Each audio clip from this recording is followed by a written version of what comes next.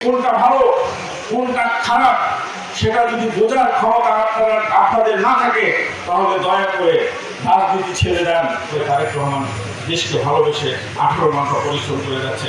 আর যারা সমালোচনা করেন তারেক রহমানের ভালো কাজের, তাদের উদ্দেশ্য বলতে চাই, রাজনীতি করে, রাজনীতি কর্মী হয়ে বা দলের নেতা হয়ে যদি ভালো কাজের এবং কোনটা ভালো কোনটা খারাপ সেটা যদি বোঝার ক্ষমতা আপনাদের না থাকে তাহলে দয়া করে রাজনীতি ছেড়ে দেন।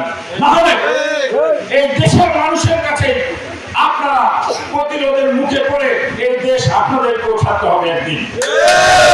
এই জন্য আপনারা সঠিক ভালো কাজের সমালোচনা করেন, খারাপকে খারাপ বলেন, তাহলে মনে করবো আপনারা দেশপ্রেমিক রাজনীতিবিদ বা একটা দলের কর্মী।